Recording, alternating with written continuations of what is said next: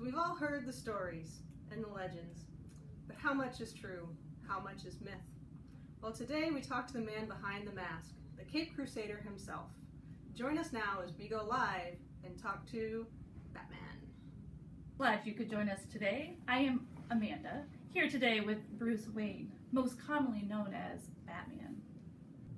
Well, hi Bruce. I have to ask you a question. Did you bring the Batmobile today? Why, yes, I did. I brought the truck version. Oh, it's so nice to see you again. It's been a while. Thank you, Amanda. Nice to be here. Okay. Let's start with the question we all want to know. Why did you decide to become Batman? Well, Amanda, that's always a tough story for me to talk about. When I was about 8 years old, my parents took me to a movie revival of Zorro. I was, being a rambunctious boy, I got tired and kind of antsy, and I wanted to leave, and Mom didn't want to, but I'm like, I had to go. I wanted to leave, right? And so we get outside, can't get a cab. Dad's trying to get a cab, and I want to go, right? And I'm pulling on him. So finally, he decides to take a shortcut through the alley. And as we're walking through the alley, a man approached my mom and told her to hand over her necklace. It was pearl. She had a big strand of pearl necklace, and asked her to hand it over. And Dad stepped in front of the way and said no. And well, there was a scuffle, an ensuing scuffle, and ended up shooting. My dad got shot in the process, and then my mom started screaming for help, and the gunman then turned the gun on her. And I of course I mourned. It was very hard to come, to get over it, but I thought to myself, if there's something I could do to prevent anyone else from ever having to go through this experience, then I needed to step up and be the person to help them, and that's what's happened. You pick a bat as your symbol. When I was, before the incident we just talked about, when I was a very young lad, at my parents' home, at parents' estate, I was out exploring the grounds out back, and I fell into an old well that had been partially covered up, and it was full of bats. Absolutely terrified me, flying through my hair, my face, knocked me down, and absolutely just crying in tears. Finally, Alfred, the family butler, came, found me, heard me screaming, and I was terrified by them ever since. Just the sound of them, you could hear them sometimes at night. And when I started this, I thought, I can't let people know who I am when I decided to go out and try to help victims. I didn't want people to know who I was, so they come after family or friends. And I thought, if I could disguise myself, as much as bats scare me, if I could disguise myself as a bat, then I could use that to scare them.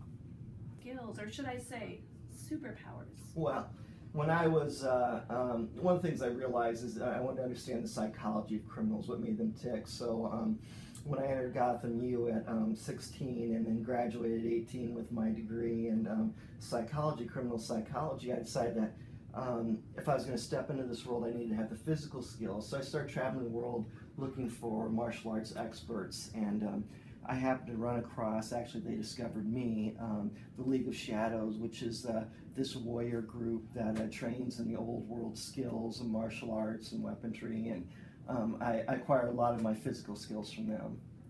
Many have accused you, Bruce, as being a vigilante.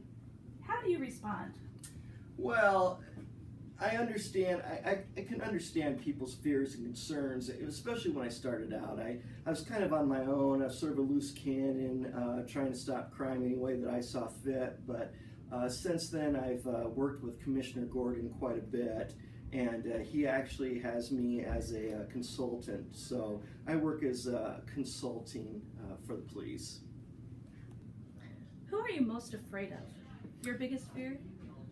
Well, actually, I have two. One of the things that's always scared me is that my parents wouldn't approve. Obviously, they're not here. I can't ask them, but I'm always concerned that they wouldn't approve of the things that I've chosen my life path. But the one person I'm probably the most concerned about, I don't know if afraid's quite the right word, is the Joker.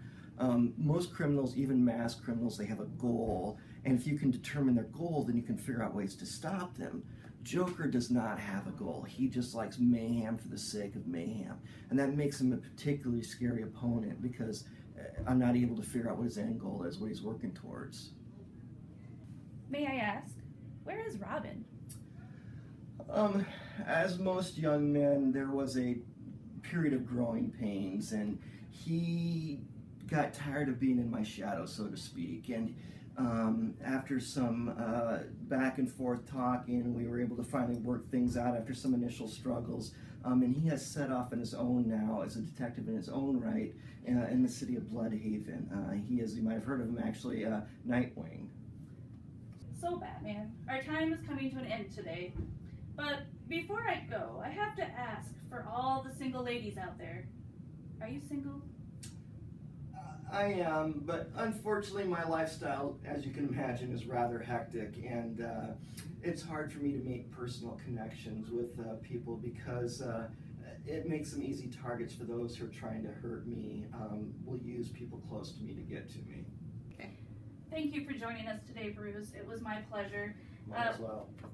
We will see you next week when we sit down with Superman. Boy Scout.